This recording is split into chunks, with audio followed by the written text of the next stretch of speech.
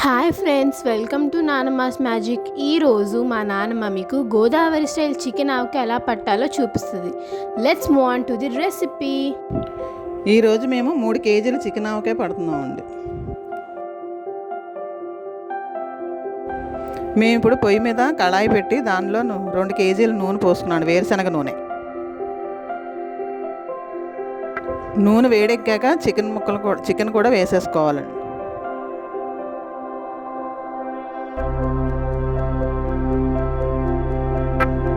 నీట్గా కలుపుకోవాలండి.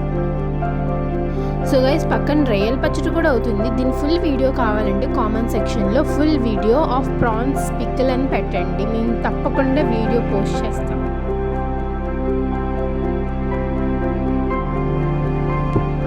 ఇప్పుడు కేజీ చికెన్కి 40 లవంగ ముక్కలు తీసుకోవాలి. కొంచెం జాజికాయలో సగం ముక్క వేసుకుంటే సరిపోతుంది, పెద్దకాయ అయితే. చిన్నకాయ అయితే పూర్తిగా వేసేసుకోవచ్చు.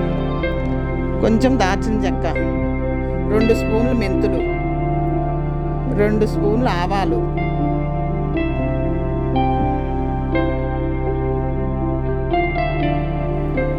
2 గ్లాసులు ధనియాలు,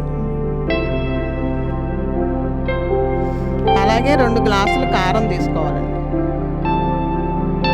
ఇప్పుడు మనం ఒకసారి చికెన్ కలుపుకుందామండి. వేగుతుంది చూసారా?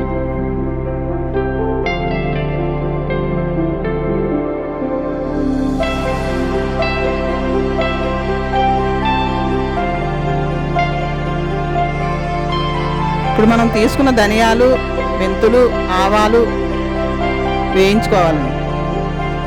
అవి వేయించుకున్న దాంట్లో మనం తీసుకున్న లవంగ మొగ్గలు, చెక్క, జాజికాయ కూడా వేసేసుకోవాలి కలిపి. అన్నీ కలిపి చల్లారిన తర్వాత మిక్సీ చేసుకోవాలండి, పొడి చేసుకోవాలి.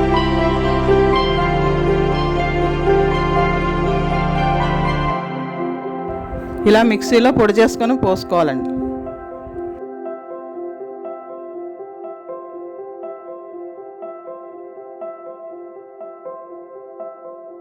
ఇప్పుడు మనం కేజీ చికెన్కి 8 వెల్లుల్లిపాయలు తీసుకోవాలండి.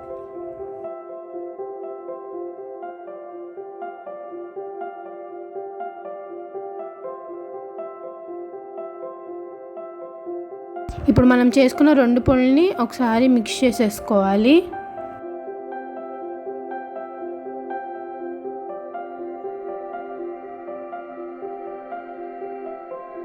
ఇప్పుడు ఈ వెల్లుల్లిపాయ రేకలు మిక్సీలో వేసి కచ్చాపిచ్చా కొట్టుకోవాలి.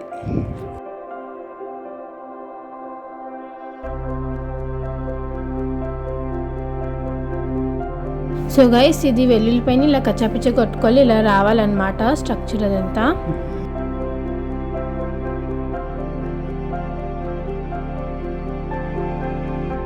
ఇప్పుడు మనం వేయించి చేసుకున్న పొడిలో నుండి కారం వేసుకోవాలండి. 2 గ్లాసుల కారం,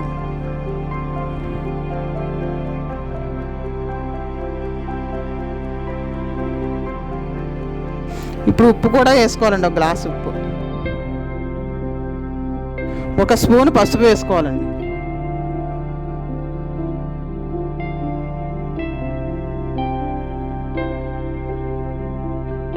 ఇప్పుడు మనం చికెన్ వేగిపోయిందండి. మనం గ్యాస్ కట్టేసుకొని పొయ్యి మించి దింపేసుకోవాలి. ఇప్పుడు మనం పొడి చేసుకున్నవన్నీ కలిపేసుకోవాలండి చికెన్లో వేసి.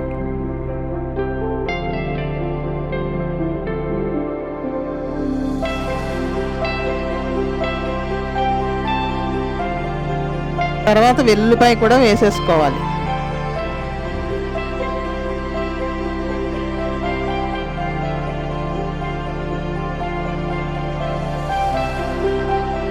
ఇప్పుడు మొత్తం కలిసేలా కలుపుకోవాలండి నీట్గా.